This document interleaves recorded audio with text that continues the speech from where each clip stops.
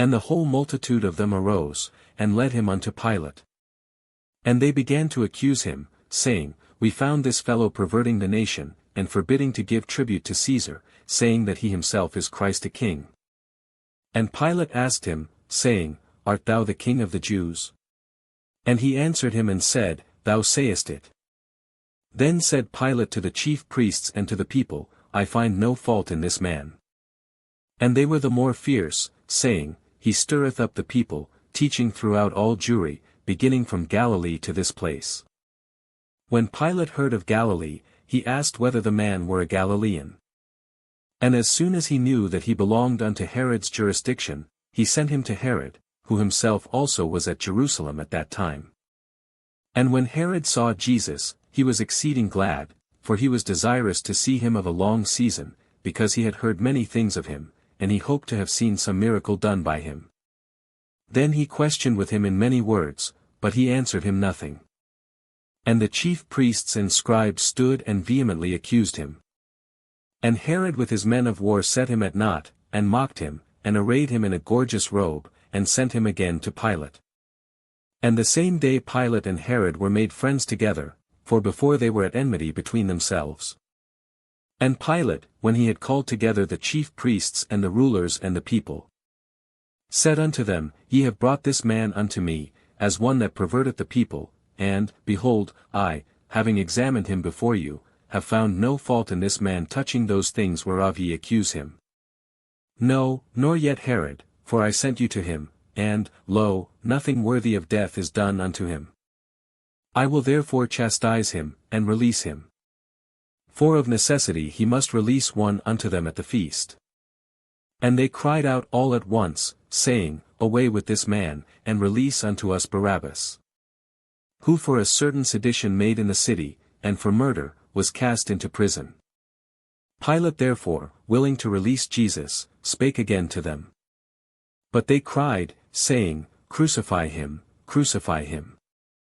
And he said unto them the third time, Why, what evil hath he done? I have found no cause of death in him, I will therefore chastise him, and let him go. And they were instant with loud voices, requiring that he might be crucified. And the voices of them and of the chief priests prevailed. And Pilate gave sentence that it should be as they required. Gave, or, assented.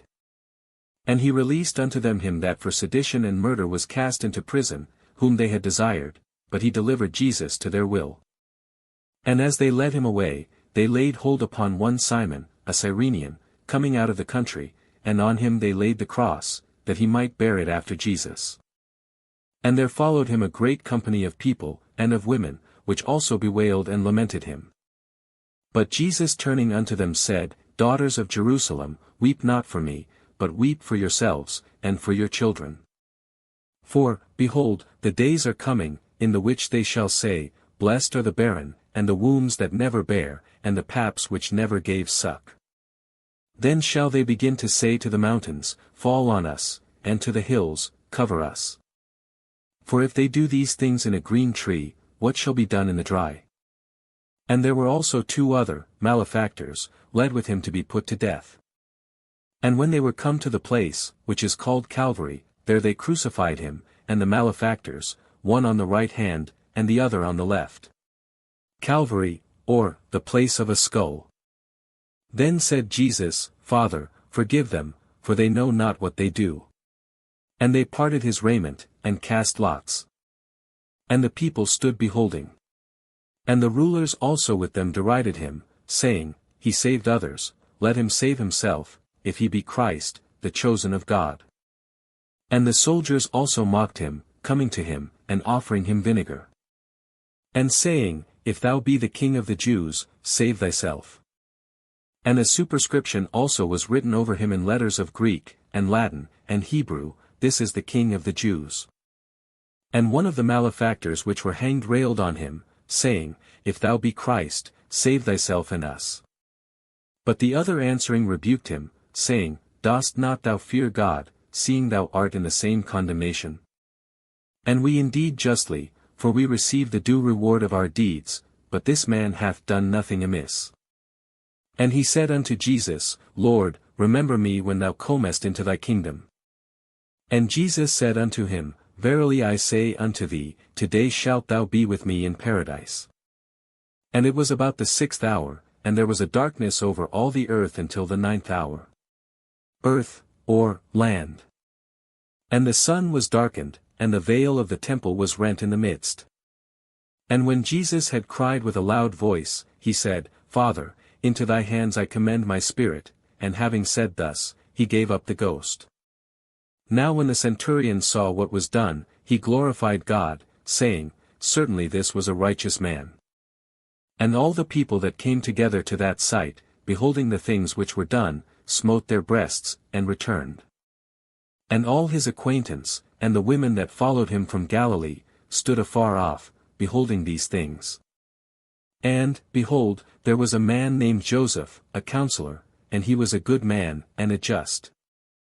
The same had not consented to the counsel and deed of them winky face. He was of Arimathea, a city of the Jews, who also himself waited for the kingdom of God. This man went unto Pilate, and begged the body of Jesus. And he took it down, and wrapped it in linen, and laid it in a sepulchre that was hewn in stone, wherein never man before was laid. And that day was the preparation, and the Sabbath drew on. And the women also, which came with him from Galilee, followed after, and beheld the sepulchre, and how his body was laid. And they returned, and prepared spices and ointments, and rested the Sabbath day according to the commandment.